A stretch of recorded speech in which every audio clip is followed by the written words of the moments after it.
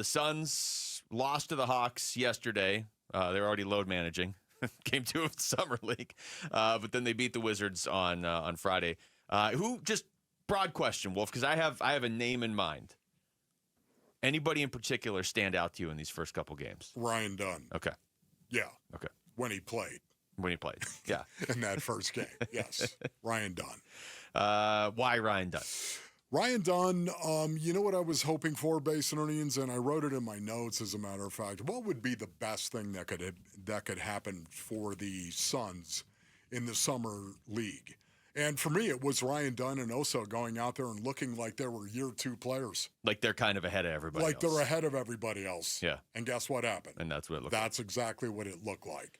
That is good news, brothers. That is good news, especially when you're talking about Ryan Dunn, because Ryan Dunn could be that guy as well. He could be the culture guy, the culture club guy, if you will, that the Suns are looking for, that they're trying to replicate. Isn't that right, Rasheer Fleming? All right, that's not my player, Ryan Dunn. I think he's bigger to the upcoming season, obviously, than the player I'm going to throw out there. But Kobe Bryant? Kobe Bryant. Not bad, man. Not bad. And I keep going back to when we had Kevin Pelton on, and he talked about, hey, this guy can shoot. This guy can shoot. Yeah. And I went back and read or reread, I guess, his draft grades, and because of what he specifically said about Kobe Bryant in the Suns, just their grade for their overall draft. It was kind of a throw-in at the end. Says, quote, though Bryant is another shooting guard on a team overloaded with them, Phoenix could use his shooting. He has the highest skill projection as a shooter of any player in my database, particularly if Grayson Allen is traded. But it's that middle part. Of all the players in the draft, he has him with the highest skill projection as a shooter. Wow. In the draft. Yeah. And it's easy to write that pick off, and I'm not trying to overstate it now because he looked good in 2 Summer League games. But the reason it was easy to write that pick off was because of what Kevin Pelton just said. They've got 9,000 shooting guards. But they may not all be here when the season starts. And if he's a shooter, you can always use that. Yeah, no, I like what I saw from Kobe Bryant as well, watching the games. Kamal Malawatch. Now, Malawatch did not play in the second game, either against the Hawks. But watching him in that first game, I thought was really, really encouraging. Now, was it perfect? No, it wasn't. Does he show deficiencies? Yes, he does. Does he have to get a lot more physical, as far as I'm concerned? Without a doubt. But having said that, I thought 14 points and 5 boards, and a guy that had a couple of blocks as well. He looked really active down low. I love his feet. Yeah, Kamal Malawatch grabbed my attention. You can't miss him when he's playing. Yeah. You can't miss him. And is he raw? Yeah, he is. I mean, you said this multiple times. He's 18 years old. It's not like he's been playing basketball his whole life. That's a difficult position, the one that he plays. But man, you can see the talent, just like the natural God-given ability. You can see that he has it, and so it's going to be exciting to watch that develop. You mentioned Oso, Wolf, and Oso went out there and put up some stats yesterday. 18 points, 9 rebounds, a few assists, a few steals, a couple blocks. This is putting the ball on the floor. Oso Ighodaro. Oso just kind of like taking over. Okay, here's the cut. Okay, this is okay. Listen to Oso. Okay, they're talking to him about the upcoming season. What are you looking to do this season? I think just being a leader out there, I feel like I'm more comfortable, confident. I can really step into that leadership role, especially with the summer league team, and hopefully carry that over to the main team. But that's something that I'm naturally good at. I've spent a lot of time leading at Marquette, and I feel like when teams are player-led, they can go a lot further than when it's just coaches. So hopefully I can be in step with the coaching staff and help them.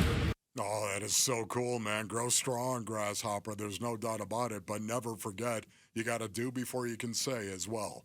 Being a leader is about going out and doing and being successful. And that's one of the reasons why. If he earns more minutes, and he is a guy that is suddenly going to be in the rotation, and he's going to earn starter, hey, who knows how good Oso Ighodaro can become. But you have to do before you can say. True. Because if you get in there and you start leading, hey, guys, listen, we got to do A, B, and C. Dude, You're playing 7 minutes. Yeah. Sit down and be quiet. Don't tell us our job while you're sitting there watching. Yeah, Exactly. Absolutely get that. But specifically the part where he said, I think teams do better when they're player-led than leaning on the coaches for leadership. That sounded like you fed him a line Yeah. to go out there and say to the media. Yes. It is so true. Is that different than the mentality that was here last year? Yeah. And we can debate where that mentality was coming from last year. If it was a coach telling a player not to lead vocally during the game or wherever it came from. I'm the leader of this team. Yes, I as the coach, I'm going to lead us to one of the most disappointing seasons in franchise history, and don't you question me. Coach, you're not doing. Moisten a jock if you want to lead. Or leading. He's not doing or leading. Either way, that right there, and you're 100% right. Saying something in the middle of July it's a good start, but it means nothing if you can't execute it during the season. But what he's saying right there is the exact opposite of what we saw from this team last year. And I think most Suns fans are looking for a lot of exact opposites from what we saw last year. I think you're right about that. And that also speaks to the culture the Phoenix Suns want to establish here, Basinonians. This is why it's really, really important. He just didn't pull that out of the air about getting better as a leader. It's something I've always been. I've been really good at it. Leading. That is a great characteristic to have. But until you're out there actually playing a lot, you really can't lead. And Oso, I'm not saying he can't earn that right. Especially on this team, he could. Especially on this team. It's wide open, man. Here we go. Who's going to get minutes? We're going to find out. But I love the fact that the culture of the Phoenix Suns is about leadership and players leading.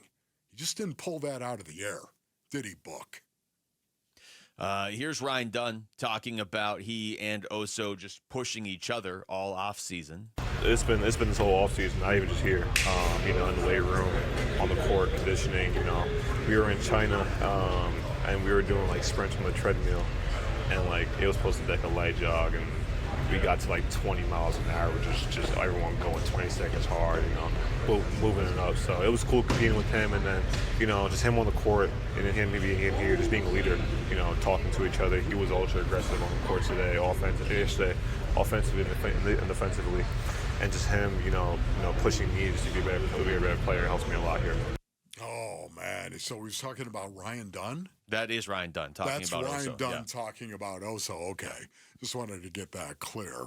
That's awesome, man. Iron sharpens iron. And maybe this is going to be a situation where Ryan Dunn and Oso are going to be those two irons sharpening each other, coming from the same draft class. You know who they sound like? Who? They sound like the Twins. Sounds like the new version of the Twins. Oh, now, I don't want to look. They have not accomplished anything in the NBA compared to what Mikal Bridges and Cam Johnson have. I'm not saying that, but that relationship between two younger players on the Phoenix Suns who are just like they have that like brotherly rivalry, and I mean, like if we get to the Super Bowl and Ryan Dunn and Oso Ighodaro make a bet where one of them has to open a lemonade stand in Uptown Phoenix, I don't think anybody's going to be upset if these two guys have that sort of relationship. And that sort of personality is what this team, it kind of felt like, was lacking the last couple of years. So needs it. We'll see it. Let's go. Thanks for watching Wolf and Luke. Tap to see more and click the button in the middle to subscribe to Arizona Sports.